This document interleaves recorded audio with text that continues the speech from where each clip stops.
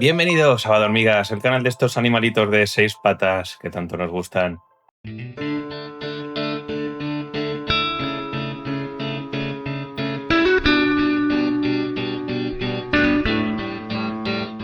eso os han contado ya que ayer tuvimos en buena parte de la península ibérica un eclipse solar. Y mientras prácticamente todos estábamos haciendo exactamente lo mismo, mirar hacia arriba, a mí me surgió una pregunta algo distinta, ya sabéis, que en este canal nos encargamos de cosas bastante más pequeñas y bastante más cercanas que el Sol. Y la pregunta no era otra que qué podrían estar haciendo las hormigas durante este eclipse. Porque un eclipse solar no consiste simplemente en que durante unos minutos haya menos luz. En muy poco tiempo cambia radicalmente una parte del ambiente, disminuye la radiación solar, puede bajar la temperatura y cambia la información visual disponible para animales que utilizan el sol, el cielo o la luz polarizada para orientarse. Y me voy a quitar mis gafas de eclipse porque, bueno, la broma ya está bien y me resulta bastante complicado leer el guión con ellas puestas. Para ver el eclipse estuvimos con los amigos de Astroafición en Burgos, en una finca privada, y la verdad que estuvo de lujo. Esto no es un anuncio, no es una colaboración pagada, no es nada por el estilo. Ya sabéis que aquí tenemos nuestros patrocinadores que son Dimension y Natuka, y el resto de cosas que comentamos son cosas que nos han gustado, que nos han servido o que simplemente pues hemos podido disfrutar de otras ramas de la ciencia, que es algo que ya sabéis que en este canal divulgamos mucho e intentamos disfrutar al máximo posible. Volviendo a la temática del vídeo y del canal, imaginad lo que esto puede llegar a significar para una hormiga. ¿Qué hará? ¿Dejará de buscar alimento? ¿Regresará al hormiguero? ¿Perderá la orientación?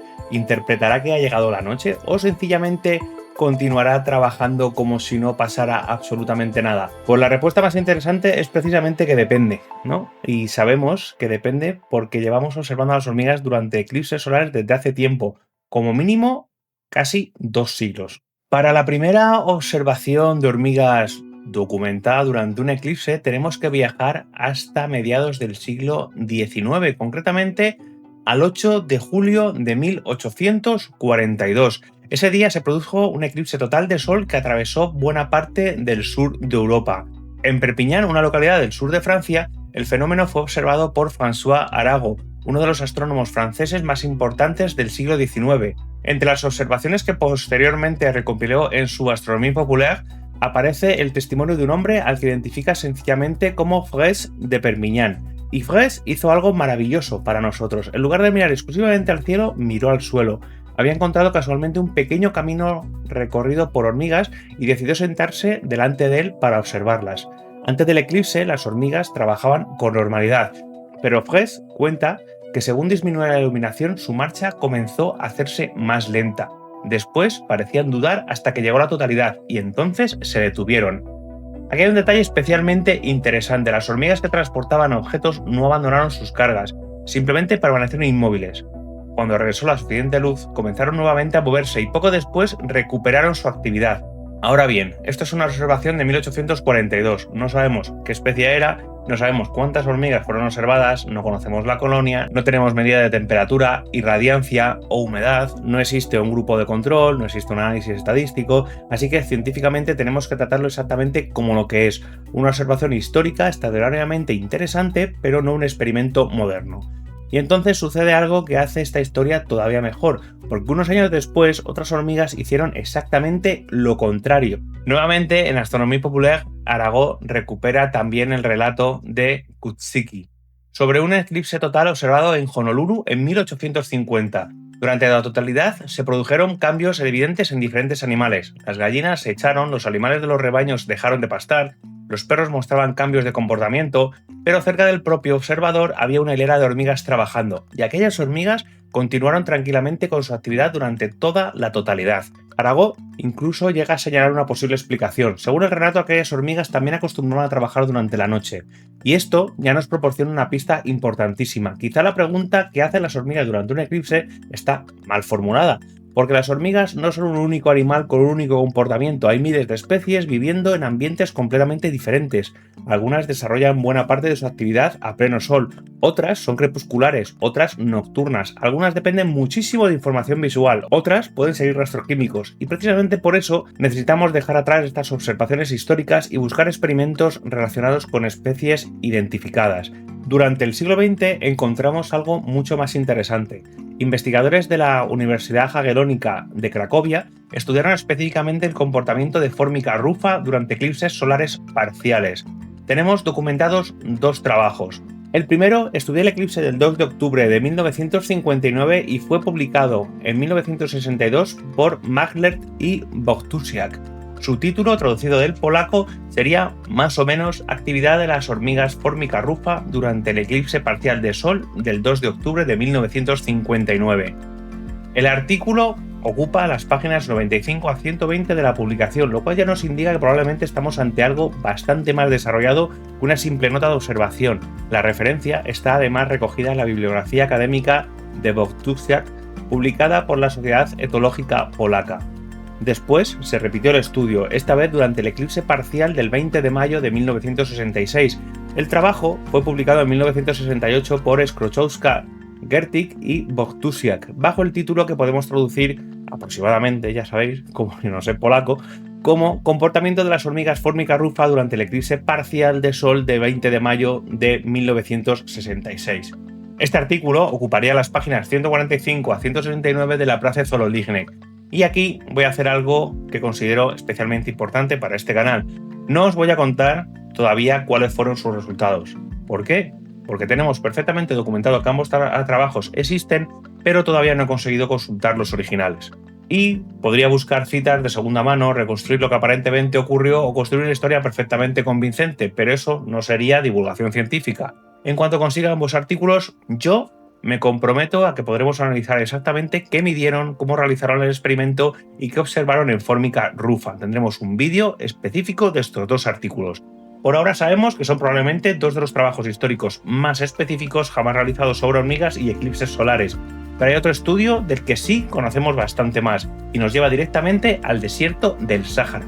El 30 de junio de 1973 tuvo lugar uno de los eclipses solares más famosos del siglo XX. La franja de totalidad atravesó África y Delisle decidió utilizar aquella oportunidad para estudiar una especie especialmente adecuada para este experimento. Hablamos de la Cataglyphis bicolor. El trabajo completo apareció posteriormente en 1974 en la revista Insectexosioc bajo el título Observaciones sobre el comportamiento de la hormiga Cataglyphis bicolor durante un eclipse solar total. Evidentemente, el título original es en francés, pero como aquí no hablamos francés, pues os lo digo en castellano. Ocupa las páginas 369 a 380 de volumen 21 y tiene DOI propio como buena publicación moderna, y el DOI, como ya sabéis, os lo dejaremos en la descripción del vídeo. ¿Y por qué elegir una Cataglyphis? Porque las hormigas del desierto son auténticas especialistas en navegación solar. Una obrera puede abandonar el hormiguero, recorrer un entorno extremadamente pobre en referencias visuales buscando alimento y después regresar. Para hacerlo dispone de diferentes fuentes de información, entre ellas la posición del Sol y los patrones de luz polarizada del cielo. Y esto convierte un eclipse solar en un experimento natural espectacular. ¿Qué ocurre cuando comenzamos a retirar progresivamente una de las fuentes de información que utilizan para navegar? Delisle realizó experimentos desplazando obreras lejos de sus nidos y durante las fases parciales del eclipse encontró algo sorprendente.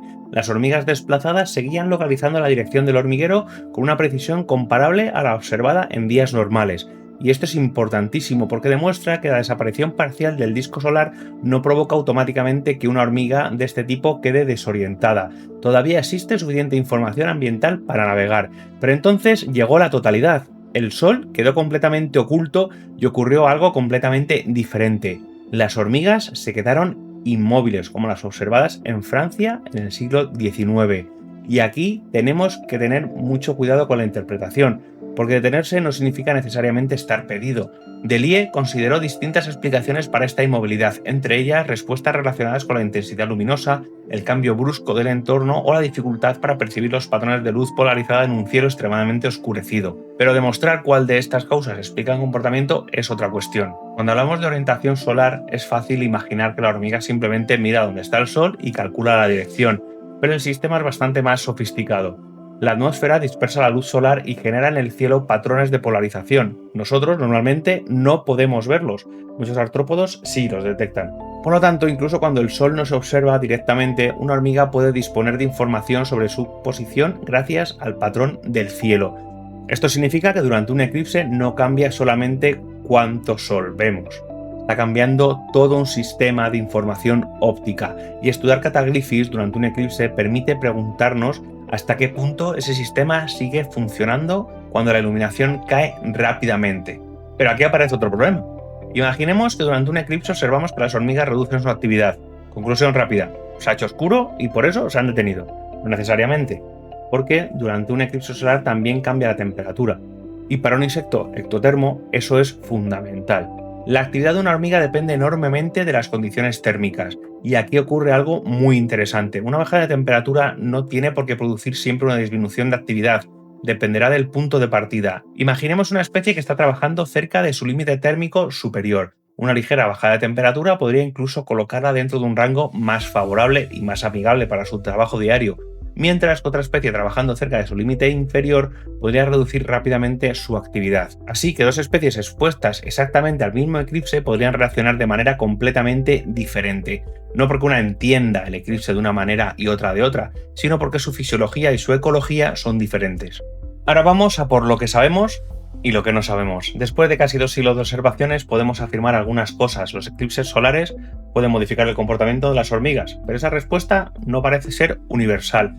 La ecología de cada especie importa, su periodo normal de actividad importa, la temperatura importa, la iluminación importa. Y en especies que utilizan información celestial para navegar, el cambio producido en el cielo puede tener una importancia adicional. Sin embargo, aún quedan infinidad de preguntas. Se me ocurren unas cuantas. ¿Qué ocurre dentro de un hormiguero? ¿Cambia el cuidado de las larvas?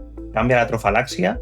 ¿Cambian los patrones de reclutamiento? ¿Existe un umbral de iluminación concreto que provoque determinadas respuestas? ¿Todas las colonias de una misma especie reaccionan igual? ¿Y cuánto tardan exactamente en recuperar un comportamiento normal? La realidad es que, considerando lo fáciles que son de observar y la cantidad de eclipses estudiados desde hace siglos, tenemos sorprendentemente pocos trabajos específicos sobre Formicidae. Así que la próxima vez que alguien os diga que durante un eclipse los animales creen que se hace de noche, podéis responder algo bastante más interesante, y es que depende del animal. Y si hablamos de hormigas, depende incluso de qué hormiga. Una especie diurna del desierto que utiliza información celestial para navegar no tiene por qué reaccionar igual que una especie que trabaja habitualmente durante la noche. Y una caída de varios grados puede significar cosas completamente diferentes para una especie con distintos nichos térmicos. Quizá esa sea precisamente la parte más bonita de esta historia. Durante siglos hemos aprovechado los eclipses para mirar al cielo e intentar comprender el universo, pero durante unos minutos ese mismo fenómeno convierte nuestro planeta en un gigantesco experimento biológico.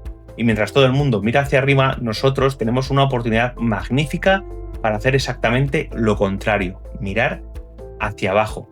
Y si has llegado hasta aquí y viste el eclipse total, muchísimas gracias por acompañarme. Es un placer estar con vosotros y con vosotras. No olvides dejarme en comentarios qué te ha parecido este nuevo vídeo, un poco alejado, ¿no? Tanto en temática como en distancia, ¿eh? O sea, está bastante lejos. Y déjame un like, compártelo con tus amigos y amigas, familiares, conocidos, lo que sea. Y nos vemos en el próximo vídeo. ¡Chao!